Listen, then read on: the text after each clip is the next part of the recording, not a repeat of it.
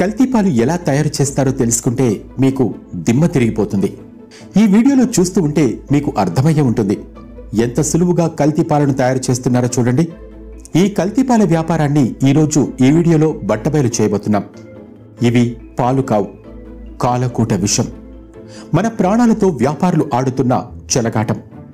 ఈ తెల్లని విషాన్ని తాగితే మనకు తెల్లని దుప్పటి కప్పి పాడె ఎక్కించటం ఖాయం. ఈ కల్తీ పాలు తాగితే ఎన్ని భయంకరమైన రోగాలకు గురవుతామో చెప్పక్కర్లేదు. అయితే ఈ పాలను ల్యాబొరేటరీలో పరీక్షించి చూసినప్పటికీ కూడా వాటిలో ఉన్న రసాయనాలను నిపుణులు కనిపెట్టలేకపోతున్నారు. అంతేకాకుండా ఈ కల్తీ పాలను ఆవు నుండి పిండిన అసలైన పాలతో పరీక్షించి చూసినప్పుడు ఆవు పాల కంటే కూడా శ్రేష్టంగా కల్తీ పాలు ఉన్నాయి అంటే మీరు నమ్ముతారా? ఈ కల్తీ పాల వ్యాపారులు గుండెలు తీసిన బంటులు, తిమ్మిని బమ్మిని చేయటంలో సిద్ధహస్తులు. అందుకే నిపుణులకు కూడా అంతు చిక్కని రీతిలో పాలను కల్తీ చేస్తున్నారు. అసలు ఇదంతా ఎలా జరుగుతోంది? పాలను కల్తీ చేసి మనకు రోగాలను ఎందుకు తెచ్చిపెడుతున్నారు? అసలు ఈ కల్తీ పాల వ్యాపారం 3 పువ్వులు 6 కాయలుగా ఎలా ఉంది? ఈరోజు ఈ వీడియోలో ఈ పూర్తి వివరాలు మనం తెలుసుకుందాం. ఆవు పాలు తల్లి పాల కంటే శ్రేష్టమంటారు. ఇక గేదె పాలలో ఎన్నో పోషకాలు ఉన్నాయని చిన్నప్పటి నుండి పిల్లలకు పాలు తాగిస్తూ ఉంటారు. కానీ ఆ పాలలో మనకు తెలియకుండానే విషం కలుస్తోంది. పాలు పాయిజన్గా మారుతున్నాయి. ఇప్పుడు మేము చెప్పబోయేది వింటే మీకు గేదె పాల మీదే నమ్మకం పోతుంది. బాధాకరమైన విషయం ఏంటంటే ఈ కల్తీ పాలను ల్యాబొరేటరీలో పరీక్షించిన తర్వాత కూడా వీటిలో కల్తీ జరిగిందనే విషయాన్ని గుర్తించలేకపోతున్నారు. అసలు ఈ కల్తీ పాలను ఎలా తయారు చేస్తారో ఇప్పుడు చూద్దాం. నీళ్లలో ఈ తెల్లటి ద్రావణాన్ని కలుపుతారు. ఈ నీటిలో ఎంత శాతం ఈ ద్రావణాన్ని కలపాలో దాన్ని ఫార్ములా అంటారు. ఇప్పటివరకు పాలల్లో డిటర్జెంట్, స్టార్చ్, యూరియా వంటివి కలుపుతూ ఉన్నారనే విషయం మీకు తెలిసే ఉంటుంది. కానీ ఇప్పుడు చూపించబోతున్న ఈ కల్తీ పాలలో ఒక ఫార్ములాను వాడుతున్నారు. ఇది అన్నింటికంటే మహా కొత్త ఫార్ములా. దీనిలో పాలల్లో ఏమీ కలపరు.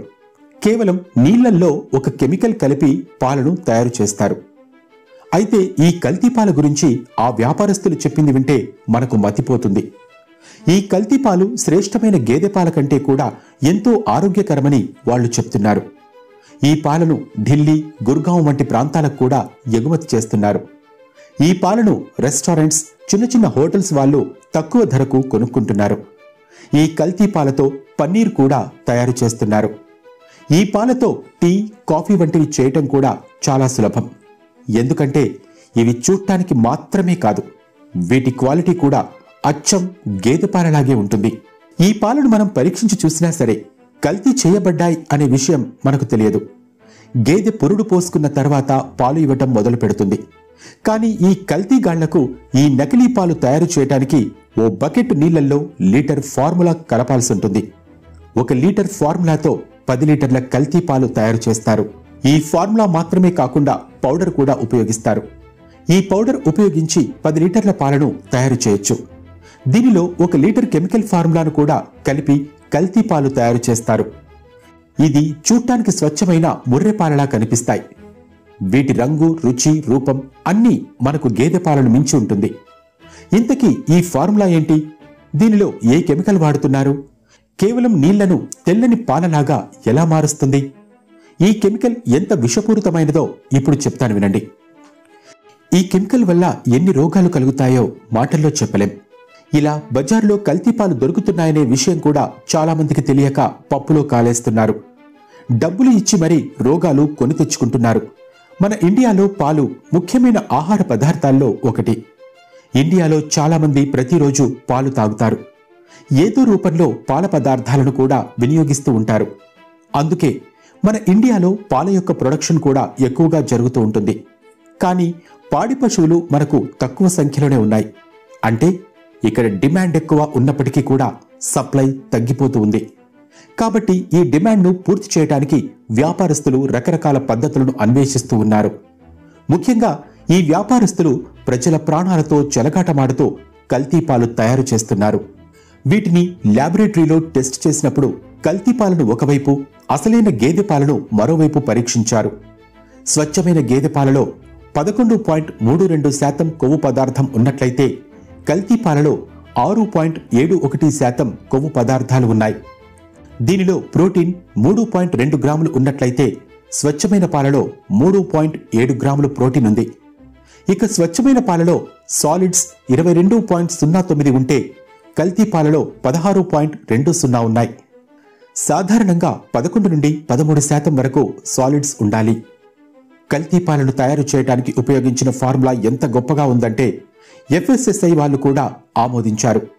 ఒకప్పుడు కల్తీ పాలను తయారు చేయాలంటే కాల్షియం, ప్రోటీన్ వంటి వాటి కోసం వేర్వేరు పౌడర్లను ఉపయోగించేవారు.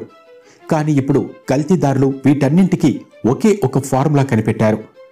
దీనిని నీటిలో కలపడం వల్ల స్వచ్ఛమైన పాలలాంటి ద్రావణం తయారవుతుంది. చూడటానికి కల్తీ పాలు స్వచ్ఛమైన పాలలా కనిపిస్తాయి. ప్రోటీన్, ఫ్యాట్ ఇవన్నీ కూడా స్వచ్ఛమైన పాలల్లో ఉన్నట్టుగానే ఉంటుంది. కానీ ఈ పాలను ఎక్కువ కాలం పాటు తాగినట్టయితే కేవలం మన శరీర అవయవాలు పాడవడం మాత్రమే కాదు, క్యాన్సర్ వంటి రోగాలు కూడా కలుగుతాయి. పాలను తాగటం వల్ల ఆరోగ్యం వస్తుంది అనుకుంటే ఇటువంటి పాలను తాగటం వల్ల అనారోగ్యం పాలవుతారు. ఒకవేళ పాలు తాగాలనుకున్నా సరే ముందుగానే వాటి గురించి క్షుణ్ణంగా తెలుసుకుని తాగాలి. ఒకవైపు మనం పాలు తాగుతూనే మరోవైపు పాడి పశువులు చంపుకు తింటున్నాం. ఈ పాల ఉత్పత్తి పెరగాలి అంటే ఆవులు, గేదెల సంఖ్య కూడా పెరగాలి. లేదంటే కల్తీ పాల వ్యాపారం మన అందరి ప్రాణాలు తీస్తుంది. ఏదైనా మంచి బ్రాండ్ ప్యాకెట్ పాలు మాత్రమే తాగండి. ఈ వీడియో మీద మీ అభిప్రాయం కామెంట్ సెక్షన్లో తెలియచేయండి. సో ఫ్రెండ్స్, ఈ వీడియో మీకు నచ్చింది అనుకుంటున్నాను. నచ్చితే వీడియోకి ఒక లైక్ చేసి మీ ఫ్రెండ్స్కి షేర్ చేయండి. అలాగే ఇలాంటి ఇంట్రెస్టింగ్ వీడియోస్ చూడాలి అనుకునే వాళ్ళు మా ఛానల్ని సబ్స్క్రైబ్ చేసుకుని పక్కనే ఉన్న బెల్ని యాక్టివేట్ చేసుకోవడం మాత్రం మర్చిపోకండి. Thanks for watching.